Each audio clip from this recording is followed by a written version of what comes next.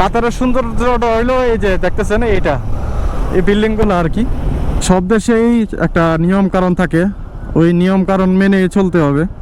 আউল Paul চলা যাবে না। আপনি আসেন সময় আপনার গাড়ির নাম্বার ইস্তেমারা সব কিছুই দিয়ে আসছেন আপনি, সো আপনি করলে তাদের কাছে ধরা এখানে। আসসালামু আলাইকুম এভরিওয়ান, ওয়েলকাম সবাইকে নতুন আরেকটি ভিডিওতে। সো কাতার দোহায় যাচ্ছি আজকে সিটিতে।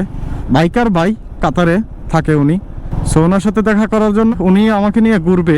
সো ওনার কাছে যাচ্ছি এখন, মেবি 3 মিনিট লাগবে। আর কাতারে এসে রাস্তাঘাট কেমন এবং আরও কিছু দেখাবার চেষ্টা করব আপনাদেরকে। কাতার সিটিতে রাস্তাগুলো এরকম, দেখ আমার জন্য একটু প্লাস পয়েন্ট হয়ে গেল। আর আমি যার কাছে উঠছি ইসব ভাই, ইসব ভাইয়ের কাছে, আমি ইসব ভাইয়ের বাসায় উঠছি।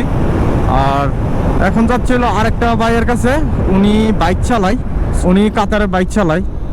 সো বাসটা নাইস, কাতারের মেট্রোর বাস হবে এটা। কাতারেও গাড়ি চালাইতে গেলে অবশ্যই রুলস, সব দেশেই একটা নিয়ম কারণ থাকে, ওই নিয়ম কারণ মেনে চলতে হবে। আউল পাউল চলা যাবে না। আউল পাউল চললে আপনার জরিমানা আসতে পারবে, কেননা আপনি আসেন সময় আপনার গাড়ির নাম্বার ইস্তেমারা সব কিছুই দিয়ে আসছেন আপনি, সো আপনি করলে তাদের কাছে ধরা। এখানে আইসা ওই জোরে চালাবেন বা এরকম কিছু তা না করলে, এখানে যেভাবে গাড়ি চলে ওই রুলস হিসাবে আপনারা এইভাবে চালাইতে হবে। পৃথিবীর যে কোনো জায়গায় যান না কেন, ওই রুলস হিসাবে আপনার গাড়ি চালাতে হবে, রাইড করতে হবে বাইক।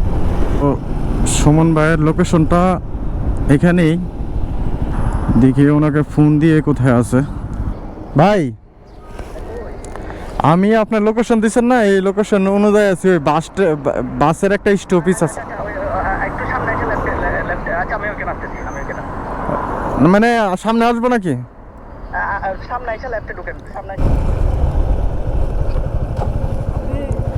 সালাম আলাইকুম। কি অবস্থা? অনেক টেনশন করতে পারছেন, বলছেন আপনি বলছেন না। হ্যাঁ 6-7 কিলোমিটার, 6-7 কিলোমিটার প্রায়। এই তো আলহামদুলিল্লাহ ভাই, আমি মাত্র আসলাম একটু আগে ডিউটি থেকে। আচ্ছা ওইখানে যাই আগে, দুবাই কিছু যাই, তারপরে রওনা দিই, বক্স পার্কে যাই। বস আচ্ছা, ওই কতক্ষণ লাগবে এখান থেকে? এখান থেকে 10 মিনিট চলেন ওইখানে যাই।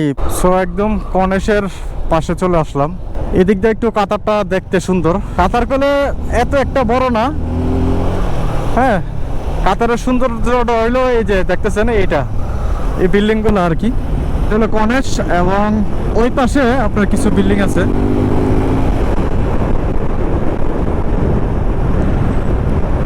এই যে ওই পাশে বিল্ডিংগুলো, এইগুলোই টিকটক ভিডিওতে দেখেন।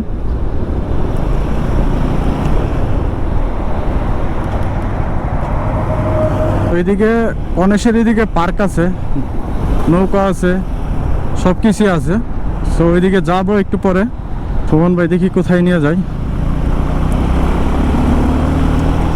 আচ্ছা এখানে পার্কিং করব মনে হইতেছে। ওকে, এটা হলো একটা পার্কিং। সো পার্কিংয়ের ভিতরে গাড়িগুলো রেখে দেবো, মাটির তলে আর কি পার্কিংটা। উপরে হলো পার্ক আর নিচে হলো পার্কিং। মনে হয় টাকা দিয়ে পার্কিং করা লাগে।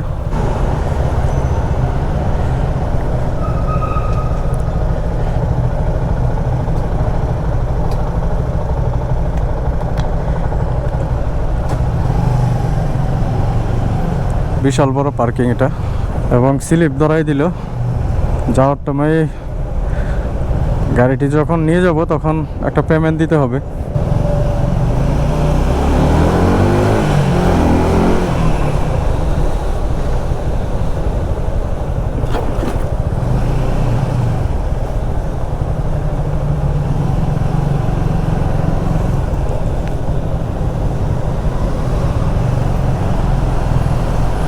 আচ্ছা এটার নিচেও আর একটা আছে পার্কিং।